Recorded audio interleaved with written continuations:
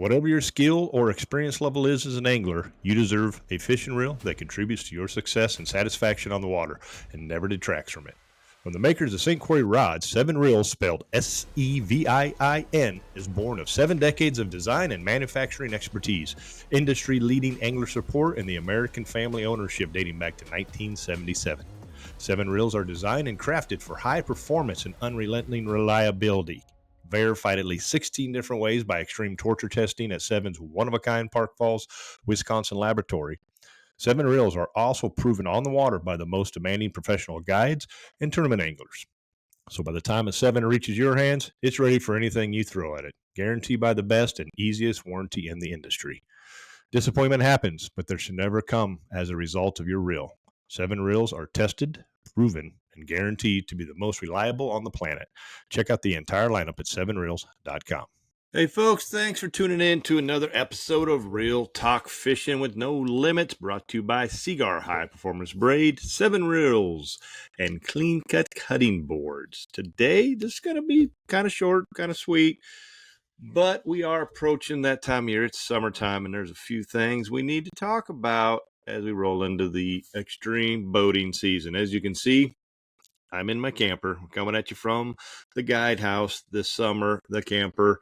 And it's a Friday, and I have watched a plethora of people roll in to the lake, which means it's going to get busy, and it should be, and that's a good thing. So, but just a few things to touch on for all of you boaters and everybody that's just ready to go. We just got through Memorial Weekend, and unfortunately had some gloomy weather, so the lake wasn't super busy, but it's nice now, and it's going to get busy. So we need to touch on a little bit of boating etiquette.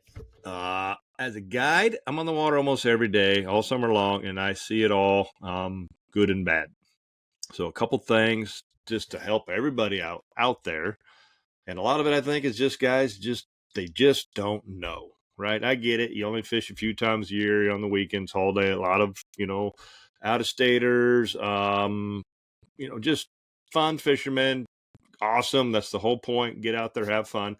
And by all means, I'm no saint, and I'm probably guilty of most of these myself as well. But I think we need to touch on a few things.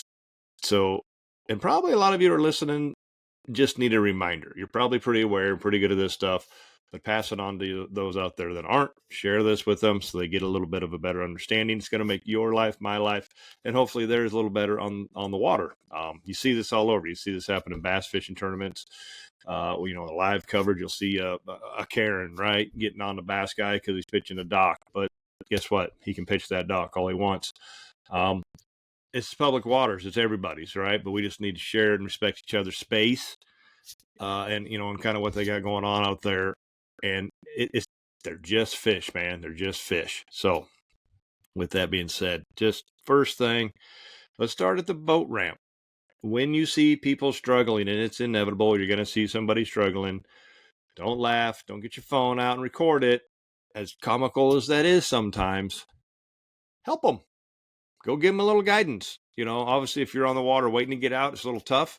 But if you're on the shore waiting to get in, the more you help them, the sooner they're going to get that boat launched and out of the way, and the sooner you can get on the water and get to doing your business. However, those of you that are launching a boat, maybe it's your first time, maybe you're just a little naive to kind of how things work, but there are most likely places to pull over to get your boat ready before you back it down the ramp to launch it.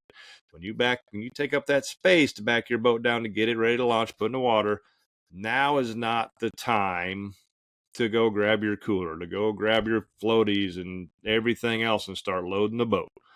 Pull over, get that all ready. You should have 0 straps, the plug in, ready to dump it in. Leave the front strap on if it's a steep ramp. I get it. Or you got a roller trailer, maybe leave them all on. But be, 90%, 98% ready to dump that thing in the water. So when you roll it up, boom, you back in, unload that thing. If you're like me, fish, by yourself a lot, you need to tie that, that boat up. So you're going to take that slip up a little longer, and then, go park your truck and come back. If you have somebody with you to dump it in for you, and then you can float around and pick them up at the dock or a courtesy dock, that's great. But that's not always the case, and that's perfectly fine. Just tie it up, park your truck and come back. Don't go to your truck, make phone calls, sit there, and while everybody else is waiting to get in. But have that boat ready to go when you're ready as you back up to the dock. There's going to be a line of trucks and whatever behind you.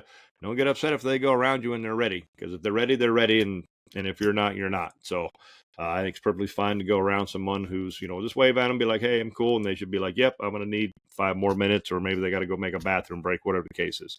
But don't take up that space. Let them get in, let them get out, and vice versa. If they're having a hard time, a lot of time they're learning, right? If the guy or gal is trying to back that truck up and having a little hard time, just kind of help them out and be like, you're good, left, right, whatever the case is, get that backed up to get that boat out of there. If you're standing on the dock waiting for somebody, grab that boat when it comes in and hang on to it for a minute so they're not banging it up against the dock. Help them get in and out. Everybody's kind of got their own situation and their own thing going. We've all seen it. There's people out there that are just a little bit nuts, just not very good at this stuff. Some that think they really are and they're really not. But just, be kind, help them. It's going to make everything better for everybody. Going to make a smooth process. We just had a league night on Tuesday, and I have never seen boats get unloaded.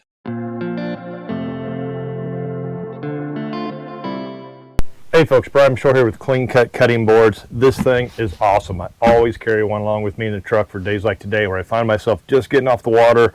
We got a couple, nice walleyes that we kept to eat for tonight. And the fish cleaning station is broke down, or a lot of times early spring and in the fall they're closed, right?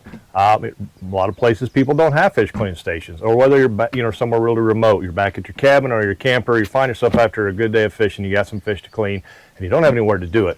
I always have this Clean Cut in the back of my truck, ready to go anywhere. That's what's awesome about them. They come in 2 different sizes, a variety of colors to meet your needs. These things are just all-purpose and on the go. You can flip this thing over, and if you're having a big gathering or something, it's basically got a big bowl on the back to put your pulled pork in it. You can make a vegetable tray, whatever it may be. It is more than just a cutting station. It is a very, very versatile, durable unit made by Rufflin Kennels. So check them out over at rufflinkennels.com for the Clean Cut Cutting Station. Try it out. I guarantee you're going to love it like I do. Loaded to leave we fished 5 to 9, and everybody came in at 8:55 to 9, and it was the smoothest, slickest process I've ever seen. Guys just backing trucks up, loading boats, and out of there and pulling to the parking lot and doing our thing.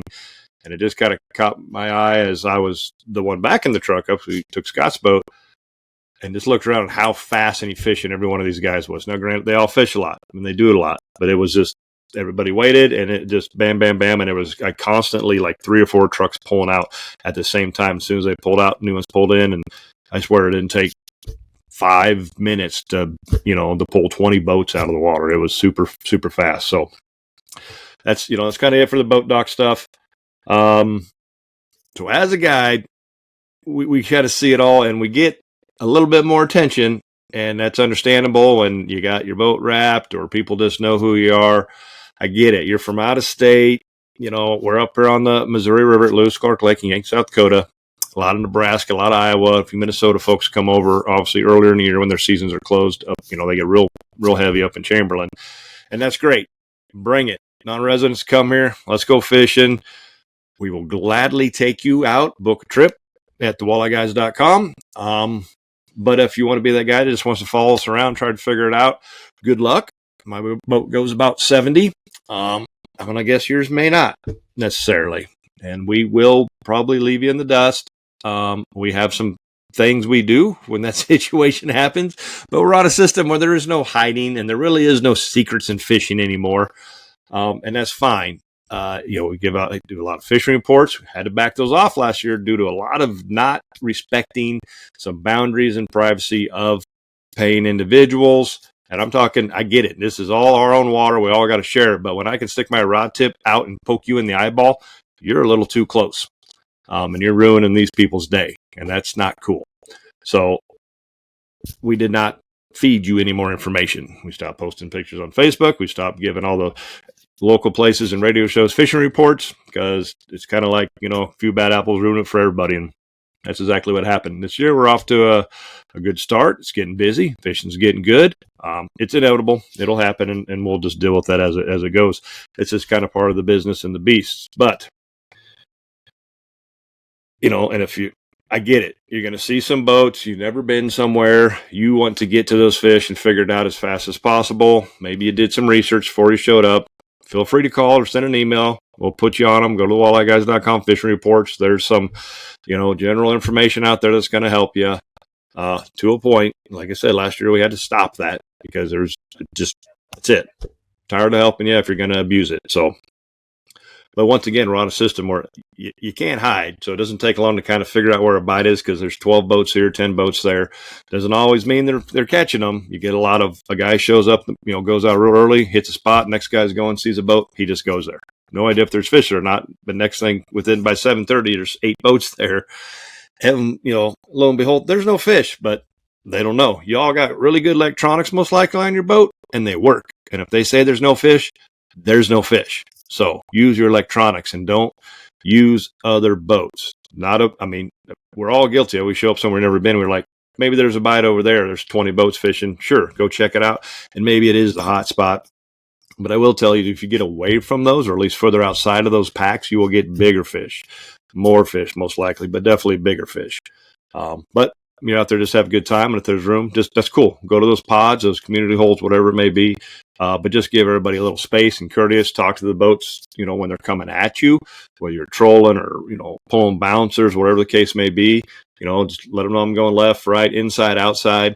If these guys are there before you, kind of stay out of their path. If they're working on the inside of a break, you have the maps. That's, let them have it. Unless they're like, hey, I'll go around you, whatever.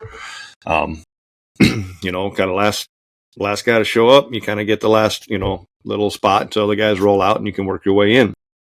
So space, give everybody space. If I can just flip my jig, just an underhand toss, and I can land in your boat, you're too close. Okay. Now I get it. We can whip those suckers out there a few 100 feet and hit somebody. Okay. You're more than far enough at that case, but give them space. And I did a lot last year where I could just flip my jig and I could land in your boat. I don't know how many trolling motors I just went ding and tipped them or ran it right across the front of their boat and kind of like give me a little heads up, like you're a little close. And if I can do that, you just drove over the fish that I was fishing. I had a client that about ripped somebody's butt because they did it to him. And I was like, I got it. I'll be the rude one here. However, they were the ones, being rude. And I swear to you, I could literally reach my rods out of my boat several times and poke people in the face. They were that close. If an angler, whoever it is fishing between, the bank, if they're casting to the bank, maybe it's a piece of structure, don't drive your boat between them and the bank. That's most likely really shallow, and you just ruined everything that they're going to do. Okay. Stay on the outsides, go on the outsides, head to the deep water, get away, let them have it, come back around, and then go ahead of them wherever they're not at, before they get somewhere or after somewhere they've already been. Go out and around. Don't go between the boat and the bank. Now, and if the boat's out 200 yards from the bank, obviously you can go through there, but I'm talking guys that are casting up to the bank. A lot of places have some mid-lake structure where there is no bank, but it's obvious, maybe they got bobbers out or whatever. They're fishing rock piles or old humps or old road beds. Just give them space. Go around those. Try not to drive directly over what it is they're fishing. Especially this early kind of spring. We're still even into June. We're going to still be doing a lot of shallow water fishing, and those fish are going to scatter and just be out of there. And you ruined it for them. And they're probably going to go ahead and find you later in the day, and they could possibly ruin it for you. So it's common sense type stuff, but I take a lot of this for granted that not everybody does this or is aware of it or just kind of is out there just enjoying themselves and not really paying attention to everything that's going on, and don't even realize they're doing it. So we got static there. Speed. So I get it. A boat hauls. We all want to go fast. And I'd rather you fly by me at full throttle than 5-10 miles an hour. So we have a unique situation here on this reservoir where we fish what's called the chutes, which are just there's 4 little tiny channels. It's not very wide. And some guys get it and some guys don't. and either way, it's always going to piss somebody off, but it's 2 or 3 boats wide for the most part. And when you get off those troughs, which are not deep, these are 2 to 8 foot, you're into 1 or 2 foot and you're stuck. So I honestly, if you see me there, fly by me full throttle, 50 feet away, go. Don't back off it. When you are plowing through, scanning, or doing whatever it is, you're making a massive wake and you're pushing everything out, especially in the shallow water. You're making a mess. Get that boat on plane and fly by, the rest of the boats, and what we'll do is go upstream and then drift down. Or some guys will troll up. If you're trolling up, no problem. You're good to go. Just keep on trolling right by. But if you're going to make your drift and then you want to fly back up. Get on plane and zip it up there, and then come off quick and turn around and do your thing, because that's going to make a very minimal. There's not a whole lot of wake when I'm going 60, but if you're going 30 and you're just plowing through, or you come up to a boat, he's going this way and you're flying this way, and then you come off plane to go slow by him, that's the worst thing you can do. Just go by him, because now you went boom, boat sunk, massive wake, and then you thought, I'm being nice and I'm slowing down by them. You just made the waves 10 times greater than what they would have been if you just flew by them. And you're going to be close in that situation. Most places, obviously, get further away if you can. 50 feet's a little close, but in our situation, 50 feet is 50 feet. Zip by. Obviously, but just in general, if you're on the lake or whatever the case is, obviously get way further than 50 feet, but just kind of, get on plane it and go by them at a reasonable speed, but not slow to where you're plowing. A lot of guys, you want to drive around and scan. I get it, and you want to go 5 miles an hour or so for your side scan, and that's fine. 5's pretty minimal, but 30 or 15 to 20 is you're plowing and you're just making it. You might as well be a wakeboard boat or get the surfboard out and drag behind it, because you're doing more damage than good. So a lot of people probably don't understand that or see it. They see me do it and they probably are cussing, well, that guy's flying by me or my other guides or whatever. Trust me, you don't want us to come off plane in a DB21 or a 621 or whatever, one of these big boats, and come off and move, because then and we got a lot of little boats fishing up there. I'm talking 14, 16 foot boats. You're going to get wet, if you don't get knocked out of the boat. So us cruising by it is, at a high, a good speed. With the boat barely in the water, is going to create a way smaller wake. So it is something to think about. Yeah, man, I think that was already it. I covered all my little notes already. Boat docks help each other out. Don't drive between the shoreline and the anglers. Give them space. Like I said, a quick little pitch or a flip of a jig or cast and crankbait. If I can hit your boat, you're too close. If a person is on anchor, spot lock, or anchor mode, they have the right of way. So understand that. I had people ask, like, well, you keep moving. I'm like, I haven't moved in 30 minutes, man. I'm on spot lock. You're moving, and you're moving right at me. And when you're the moving vessel, you do not have the right of way. The anchored vessel does. So get out of their way. I get it. We don't have ropes and stuff hanging off, so it's hard to tell. And you may not know what the person's doing from a ways out when you're flying up to them and realize, oh crap, they're casting, way over here. I didn't know that. It's okay. We're going to make mistakes. Feel free to zip back and be like, hey, sorry, man, I didn't know you're over there. My bad. But just slow down and give yourself some space. The best thing to do, it's like Tom did in the league night there, and I was pulled up and say, hey, do you mind if I fish here? I'm like, yeah, of course you want the spot to yourself, but you bet, man. More than welcome. Come on in, right? There's plenty of fish to go around. There are spots that are on spots. We had this Mississippi River. I pulled up day one to Mickey and said, hey, we cool if I, over here? And he said, yep, just don't go here on this side. All right, good to go, man. No problem.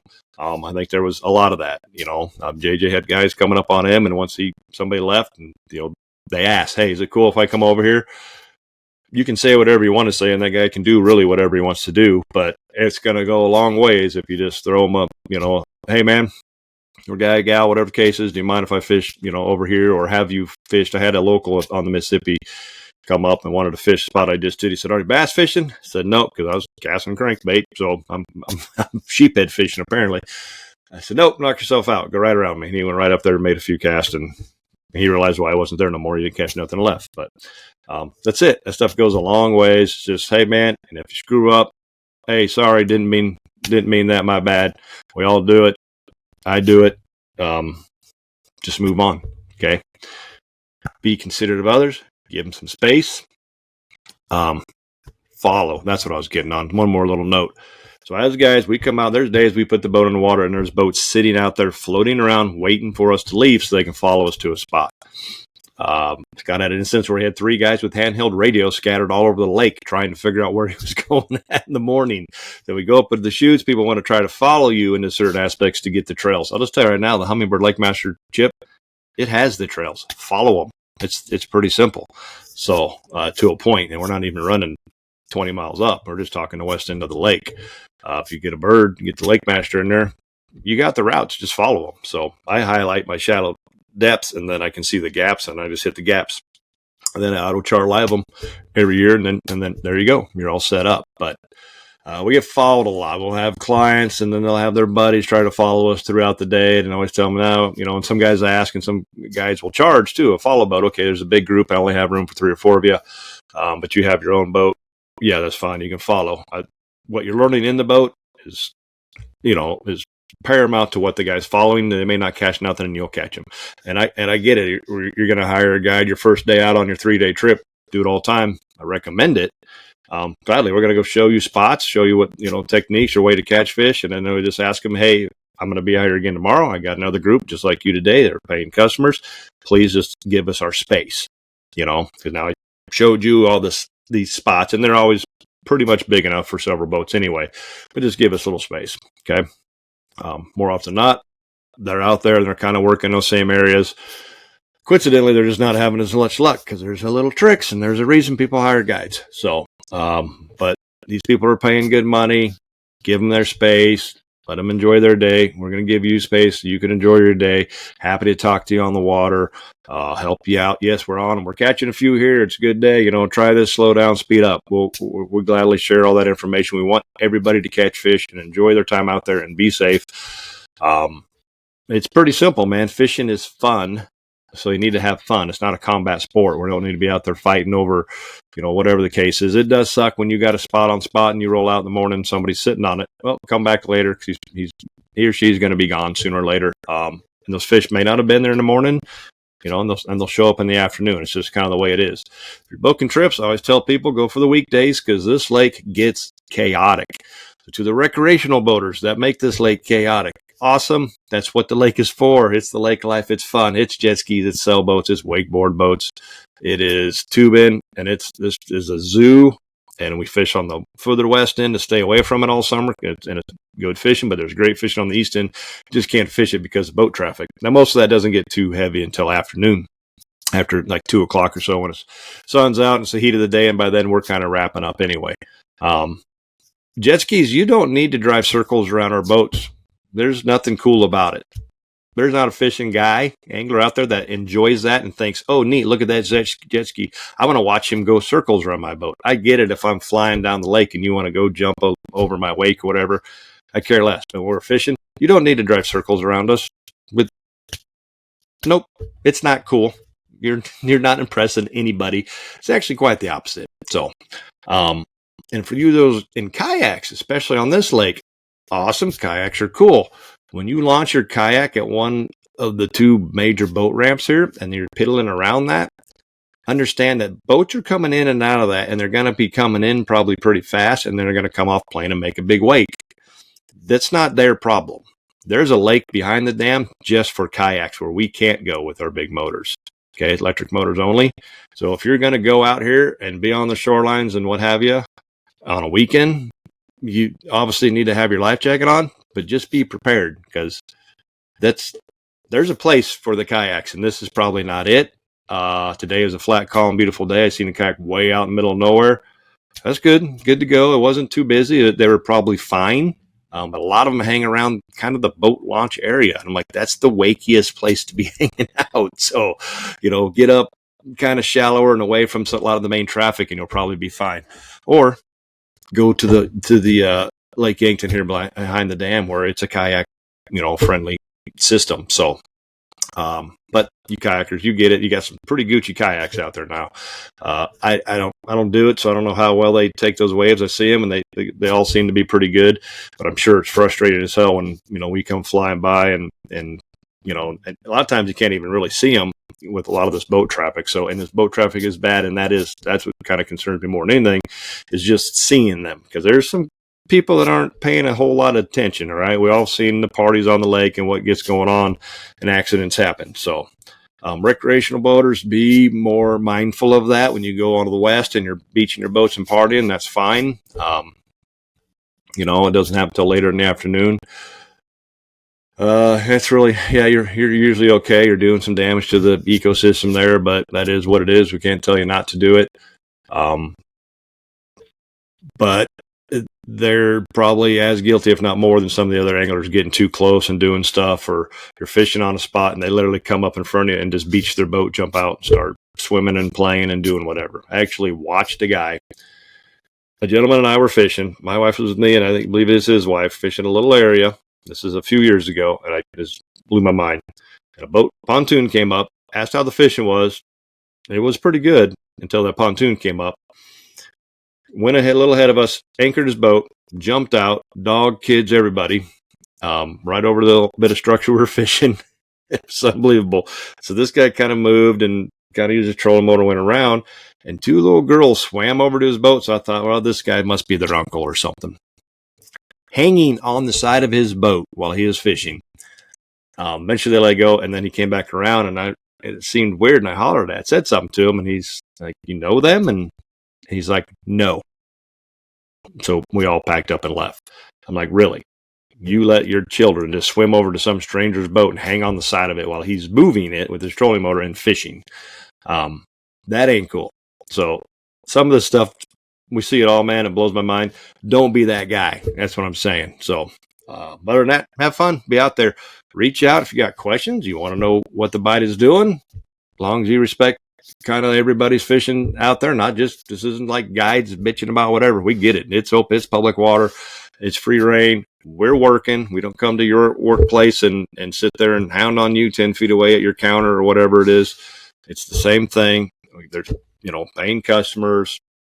We're paying the taxes, we're paying the sales tax, tourism taxes. We're bringing everything to the economy, helping fishing, buying fishing. We want you to catch fish, so we can help you catch fish. So let us know. We'll do our best, and feel free to come up at the boat ramps, at the docks, at the bait shop, wherever afterwards, or even sometimes we had a couple of conversations on the water day because we're in some tighter, there was a community spot that was putting out some fish, so we even fished it. Glad to help when we can help, as long as it is reciprocated. So that is about all, I think, guys. We got some good guests coming up. It's just a busy season. Everybody's got some tournaments going on. They got a lot of sponsor obligations, shooting some videos and things like that. So it's a little tough to get some people on. We have ICAST coming up in July, but there is a few guys in the queue that we're going to have some good shows coming up. So you're just going to get me on these hot topics, and boating etiquette is the one as we roll into summer. Be safe, have fun out there, and just be kind, be courteous to others on the water, and we're all going to have more fun. We're all going to catch more fish. So that is a wrap. Thanks for tuning in to this little hot topic episode of Real Talk Fishing with No Limits. I'm Brian Bashore, and stay safe, and we will see you on the water. Hey folks, I want to tell you about this new line that Seaguar introduced this year. It's been on the market for a couple years, but it's been over in Japan. They just brought it over to the United States this year, and I absolutely love it. It's called PEX8. This is by far the thinnest diameter braid I have ever used. This is still an 8-strand braided line with such a thin diameter. It's unbelievable. I'm using an 18-pound test today, and it feels like 2-pound. The advantages to this thin diameter is, if it's windy out, I'm not catching much wind, I get less bow in the line. High pressure situations where the fish are, taking on a lot of fishing pressure, a thinner diameter line, less visible, of course. Current in the rivers, I'm going to cut the current a little better, I'm going to get better control, and they did all this without losing any of its strength. This stuff is still strong as all the Seaguar braided lines, and the sensitivity is second to none. So check this out. This is PEX8 over at seaguar.com.